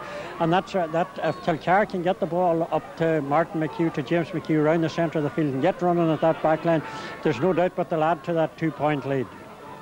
The ball is back in play, and vital possession comes to Conor White off the hand of Paul Callahan. Big James Carr was also there. The ball's knocked down, a push in the back there by Declan McShane, and it's going to be a free in. Conal Gallagher was the man who was fouled. Manus Boyle anxiously across. 22.5 minutes gone. There will be a little bit of injury time, of course, but the score at the moment is Kilcar 11, Killybegs 9.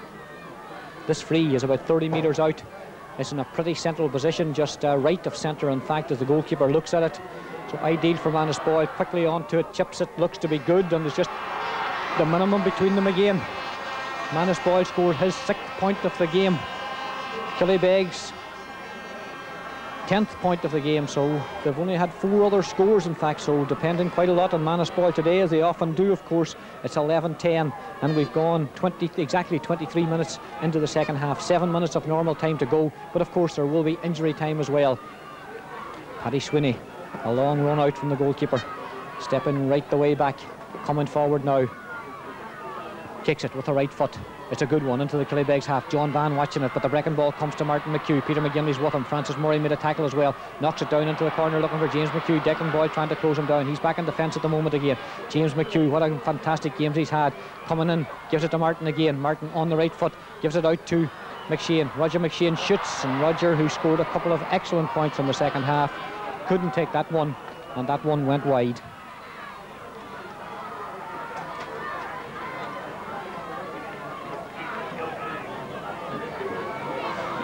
Thank you very much, Miles. Jimmy White will get possession. He's got John Ban forward of him. John Ban Gallagher moving on the run. Loses possession. He's got Jimmy White inside him. James Carr, big strong tackle from Carr, but it comes into Jimmy White again. Killybegs looking for the equaliser. Are we going to see a draw? Paul Callahan's there. He's got a man free outside him. It's Conor White. There's a chance here. Mark Boyle, it wasn't a great pass. Too high, but Mark Boyle on possession. Shoots on the right foot. This one's going to drop inside, but somebody got a fist to it, Conor Gallagher, but the referee said he was inside the small parallelogram before the ball arrived, and you couldn't really argue with that assessment. In the All-Ireland B Championship today, Sligo won 7, Fermanagh 9 points, so a 1-point victory for Sligo over Fermanagh in the All-Ireland B Championship. The Tommy Ryan Memorial Cup final takes place at the Burn Road this evening at 6 o'clock, by the way. Termon versus Gweedore.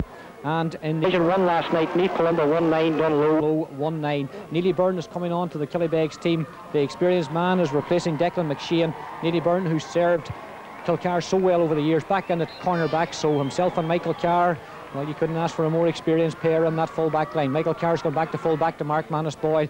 There's still a point between them. The Brecon ball, it comes to Michael Malloy. Michael Malloy trying to force his way out. He gives it out to Christy Gillespie. Christy Gillespie gives it to David Cannon. David Cannon, a strong challenge there by Barry McGowan. Well, the referee not too happy about the challenge. Barry McGowan says it was a shoulder. Liam Brown, the referee, feels that it wasn't, that it was a use of an elbow. And certainly it happened down here in front of us, and Barry went in with a strong challenge, all right. David Cannon certainly felt the weight of it. Martin McHugh, a little tap on Barry McGowan there again. The referee, Liam Brown, decides that that's a bookable offence. Barry McGowan calling to his teammates to get on with it, and the referee having a strong word with him. Dennis Carberry is struggling with an arm injury as Gain calling out to the Killybegs bench. Conor White bringing to the attention at the moment that Dennis Carberry, the fullback, is in an uncomfortable situation down on his knees, but David Cannon still receiving treatment down here in front of us, getting up into a sitting position now, and looks as if he's going to get back on his feet fairly quickly. But the Killybegs fullback, Dennis Carberry, on his own 21-metre line, he also was receiving a little bit of treatment at the moment for that elbow injury he picked up earlier on. Michael, we're inside the last 5 minutes. There will be quite a lot of injury time, I feel, but Killybegs still looking for that elusive point. They've had 1 or 2 chances and they just haven't taken them. They have, but by the same token, Kilcar had a few chances there where they went for goals when they could have tapped it over the bar, but that said and all, there's just the 1 point in it. Killybegs have never been able to get that back, because every time they've scored, they've come close. Kilcar have come back with that point again, the insurance point there. So I would say at this stage, it's just going to be a question of who's going to last it better in this last 5 minutes. There are many people feel that the Killybegs maybe would, but I would have to be doubtful of it at this stage. Martin McHugh to take this free from 60 metres out, gets plenty of distance on it into the corner. John Cunningham reaches for it, but it's going to be Roger McShane. Roger McShane was pulled by John Cunningham, and it's going to be a free in from the 14-metre line, and an opportunity here for Kilcar to extend the lead to 2 points, and that could be a vital score. And it's going to be Roger McShane himself who will take this one. This will increase the lead to 12-10. He can put it over, but you may remember a few minutes ago Porrick Howley missed a relatively simple free. This is on the 14-yard line, but it's about 15 metres to the left of David Meehan's goals. Good angle for the left foot of Roger McShane, but a little bit of pressure on him, of course. He scored a couple of fantastic points in the second half from play, and a lovely one from a free earlier on as well. Here he comes, he chips it, and he chips it over the bar. No mistake from him. 12 points to 10. Kilcar lead, and Killybegs dream. That's the 4th point, in fact, from McShane. Himself and Howley have shared most of the scores. Howley's got 5, the McHugh brothers have both got 1 as well, and that's the total for them. So they're happy with the return from their corner forwards at the moment. This is Francis Murray, gives it into John Cunningham. Killybegs need to get a score right back immediately. Declan Boyle gives it to Barry McGowan. Barry McGowan in full flow going forward. Kilcar players closing them down. Barry McGowan's got support outside him, but well, he hesitated about the pass. Now he's got John Ban, gives the ball across looking for Mark Boyle. Mark Boyle's got it. Again, Kilcar players surround him, but he gives it into Conor White. Conor White shoots, And Conor White shoots wide. A missed opportunity there for Killybegs again, but you have to say there was excellent tackling there by Kilcar. John O'Donnell not too happy about what's happening, perhaps with players coming running through. There's 28.5 minutes gone, a minute and a half of normal time to go, but of course there will be quite a lot of injury time. But at the moment, Kilcar in the driving seat. Killybegs' dream of 3 in a row doesn't look as if it's going to become a reality. They've come here in the past and we've seen dramatic finishes from them. We mentioned it earlier on, that dramatic goal by Jimmy White in '88. It could take something like that to get them back into this game. John Van Gallagher goes for it. Completely missed there by Paul Callaghan. And Christy Gillespie gives it back to Michael Carr, the veteran Carr, a county star back in the 70s. Knocks the ball forward, and hamstring injury I would look for Michael Carr. The left hamstring is gone, but good tackle back there by Paul Rowan. Well, the referee called that a foul, and I have to say it looked a little bit harsh, that to me. It looked as if Paul Rowan won the ball very cleanly, but the referee was much closer to the play than us. Michael Carr is obviously a bit of pain across there at the dugout area. Just as he was delivering that ball, it looked as if a hamstring went for the veteran cornerback. And Kilcar warming up a substitute, trying to get someone into the play straight away. This free is going to be taken by Roger McShane. This would make it a 3-point lead and surely would close it out. We've just got about 20 seconds of normal time to go. This would increase the lead to 3 points. One or two people, Killybegs supporters, look as if they're just leaving the ground. McShane comes forward, chips it, but it chips it wide, so there's still just 2 points between them, so Killybegs can still come back here. Michael Carr staying in the game. A bad kick out there by David Meehan, but will be picked up by Peter McGinley. Peter McGinley knocks the ball into Declan Boyd. Killybegs will battle till the end, but they have to. This is Declan Boyd. Corey Cowley trying to close him down. Kilcar getting support into Conor White. Conor White back to Declan Boyd, but it's taken them a long time to get the ball forward. A challenge there by Kevin Lyons. Declan Boyd lost possession. The referee says play on. Corey Cowley has it now. Corey Cowley gives it to Martin McHugh. Martin McHugh's got no one forward of him at all, so he's going to have to take it forward himself. Steps inside and outside Peter McGinley again. Corey Cowley's now forward of him. He gives it into Howley, but the ball's half blocked. Peter McGinley goes in with a strong challenge. So did Christy Gillespie. Peter McGinley knocks it out over the sideline. We've moved 35 seconds into injury time.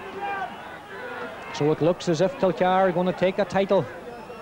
And certainly Seamus Gallagher's side, who at one stage in the championship didn't look as if they were capable of winning the Donegal Senior Championship this season, they've certainly improved with every game. And Michael McGee, it looks as if it's Kilcar's title. Well, it looks as if it'll go further out in southwest Donegal than it was last year. It looks very much like it there, and one would have to say all credit for them. They came in here, they were as underdogs for this match in many people's opinion, and still all they stuck to their task manfully there. They played tough, hard football. They could not tight football. They marked, they closed down the danger when it came there, and time again we saw them breaking up attacks there and setting their own. And nobody, the two McHughes I would say would have to be, and Mark McShane, or who played a very.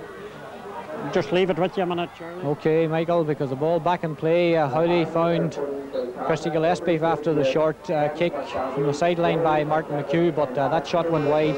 We're actually a minute and 43 seconds into injury time, but there should be quite a lot of injury time. John Cunningham sweeps it out, looking for John Van Gallagher. I think it's going to take a Killybegs goal really to retrieve the situation. There may not be time for 2 points for them.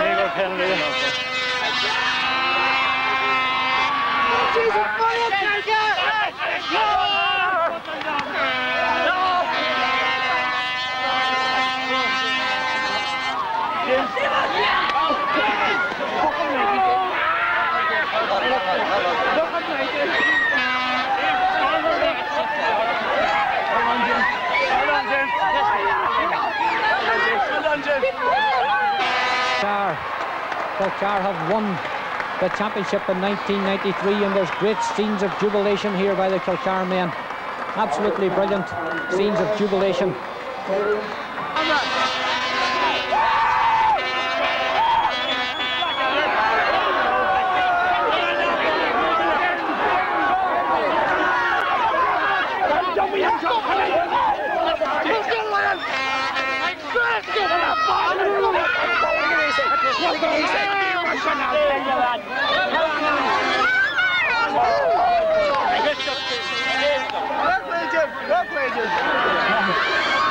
Oh, big man.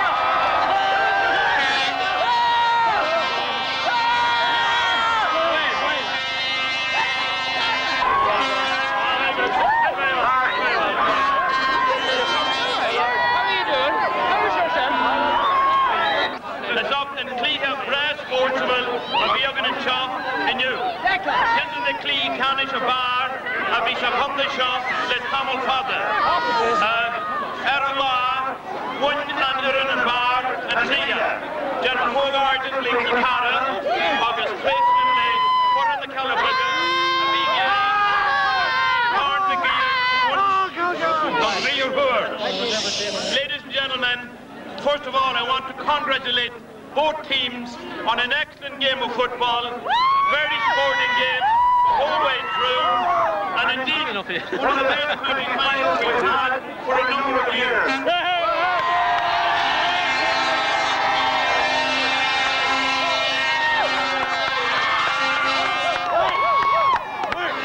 I congratulate Killybegs for the part they played football the whole way to the final whistle. I know that they were going for 3 in a row, but I'm quite sure that they won't begrudge this one to Kilcar, remembering back in '88 they won the Stole with a last-minute goal. Well done to Kilcar. I wish you all the best in the Ulster Club Championship next Sunday, and I hope you do your own club proud and you represent this county with dignity. I know you can go on and maybe lift the Ulster Club Championship. James Carr, who's been playing at full forward for most of the campaign, playing at centre half back, and I thought, although he didn't win a lot of clean possession, his breaking up the ball and his strength around that area proved vital. And of course Christy Gillespie is so mobile that he was a perfect foil there for Mark McShane to make his runs forward. Yeah, well, we knew that Barry McGowan was going to be the man that we had to stop, and then when we realised Declan Boyle was playing with 2 men to stop, so we basically maybe changed our tactics just at the start of the game, where we put Christie to midfield on McGowan, and we put David Cannon at wing half forward to do a job on them. You know, they're good footballers and we have to do things like that. But and saying that, it was really a great team effort. Big James is physically very strong, and he's very strong on the ball, and he won a lot of vital balls for us at a lot of stages. But I think that it boils down to the same thing as last Sunday, Charlie. Hunger wins football matches. Derry were hungrier than Cork last Sunday. and we were just hungrier than Killybegs. And it's very hard in your third county final. It's hard to get that hunger, you know. Yeah. And all I can say is that you know, we're going to enjoy it tonight. But we're hoping now that we've had 3 or 4 tries at Ulster Club and we've never done much. So I know there are probably Devonish people here watching. We hope we're going to represent the county as well as Killybegs have done this last 2 years. Well, Pádraig Cowley, of course, has had a great championship campaign, and Roger McShane, although he's been out through suspension and injury at times, Martin, those two really produced the goods. Pádraig knocked over some good frees and from play, but Roger's couple of points at the start of the second half, I'm sure, were lifting everybody at that particular time. Yeah, well, Roger has been out a long time with injury, Charlie, and came back today, and he really done it for us today. We probably had worked because we got John Cunningham to get out of the middle on Roger, which was important to us. And Roger he had a very good second half, and he was maybe the main reason that we won the second half, because of them couple of, he got 2 great points at very, very important stages, and they are points that won championship matches. Maybe Killybegs missed a couple of chances down to the other end when they had chance of points maybe to go level, and that was important to us, you know. Having said that, you know, after 3 minutes, David Meehan produced a really wonder save down there to prevent a goal from Pádraig Cowley after James had worked his way through, and even at that stage Kilcar looked, you know, as if they were the more likely side, even at that early stage. Yeah, well, if we had to get the goal at that stage, if we had to get the goal at that stage, it would have helped us, you know. And we thought, here goes again, we're missing the goal chances. It was a great ball through from wee James through to Pádraig, and we've been telling him all week to keep the ball on the ground, but he probably didn't realise how close he was, but he made up for it greatly, and he's definitely been an addition. As I said to you yesterday on the radio, forwards are an addition to any club team, and forwards will always end up won matches, you know. Well, Martin, finally then, as you said, the club championship gets underway next weekend again. Big demand, of course, for Kilcar to go ahead, but certainly having seen you in your opening 3 matches against St Eunan's, I would feel that there's been a tremendous improvement in Kilcar all year, so perhaps just running into your best form at just the right time. Yeah, well, suppose with the county team isn't involved, I mean, I came back afterwards and I started to train the team, and I started to train the team then, which was, you know, we got things together. The only thing is, I was hoping to get a rest this summer, and it doesn't look like I'm going to get it now. But I think a club championship is very, very close to the heart. It's something that we all like to see happening. And I came over here and watched the minor game, and I was just saying St Eunan's and Ballyshannon. That's the way we want football to go on, is the likes of St Eunan's and Ballyshannon, starting the big towns, starting to get up there, and we'll be trying to keep them down. And then Donegal football's on the way up, you know. Maybe Brian McAnuff will give you that rest, Martin. You'll not have to look for it. Yeah, well, you never know, you know. And hopefully you will. Thanks, Charlie. Thanks for talking to us. Yes. OK, Pio, we'll pass it on to you because we've just been joined here, thanks Pio, by Barry McGowan. Well, Barry, I know that you're going to be a very disappointment. Nice tap there for Martin as he passed by. Killybegs never really got going today, Barry. You always seem to be struggling, trying to find your best form. Yeah, that's true, Charlie. We were very, very bitterly disappointed. We came here with a lot of high hopes, and on the day we just didn't perform. Though at the same time, taking nothing away from Kilcar, they came here and they put it up to us and they beat us. Well, I could just say they beat us at our own game, really, you know. And saying that, we never really got going, especially in the midfield sector, which I was playing in, and in forward lines in particular. We seemed to bunch it too much, and it really, I suppose you could put some of it down to Kilcar's good defending as well. But we're bitterly disappointed, but all due respect to Kilcar, they fought very hard, they done their homework very well, and they're worthy champions. Tactically, really, Barry, they were way ahead of you today because they crowded out the midfield, they brought James Carr back to centre half back, they made it difficult for you to make your runs, and there will always seem to be 3 or 4 of them prepared to work hard to stop Killybegs developing the type of flowing football you like to play. Yeah, they crowded out midfield. I have to say we aided them slightly in that we seemed to crowd ourselves out. We were bunched in on top of each other, as well as our own half forward line and half back line and midfield. Add to that Kilcar's half forward line, half back line, midfield. There was really a bottleneck in the centre there, and there was no room at all for moving football, and that put us back slightly. But in saying that, again, it was a good tactic by Kilcar, and we just didn't get going at all on the day. Agus, as honor Dusa, Corn McGee,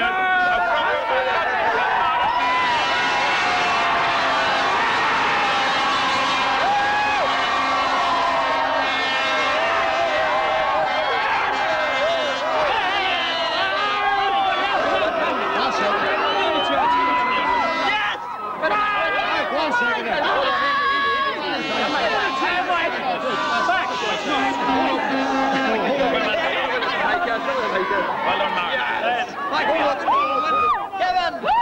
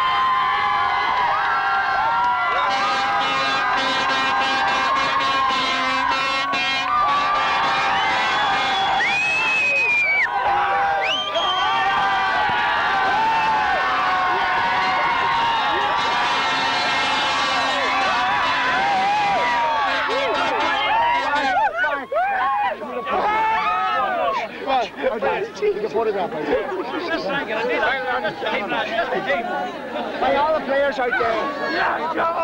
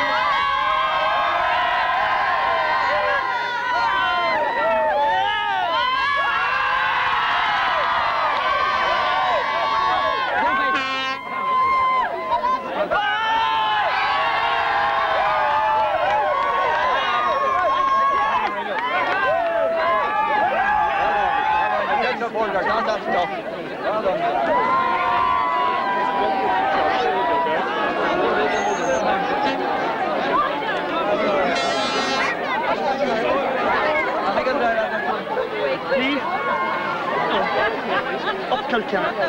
Up Kilcar.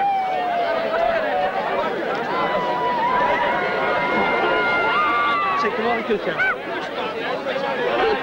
Oh God, you showed them how to run today. Wasn't it a brilliant game? Huh? Oh, what is all those on their side? What is, they're from the right part of the country, you know. That's it. Huh? Great, well done. Congratulations, extremely well done. Fair play, isn't it? Thank you. Now, boys. Thank you. Well done, Mark. You carry on the tradition. How's Big E?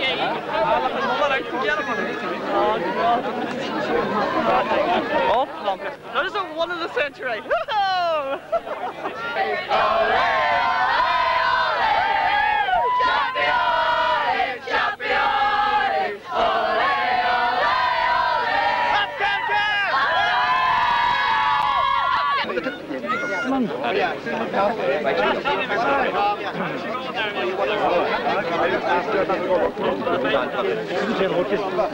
Couldn't speak to glass me on that, could I? Smile, boys.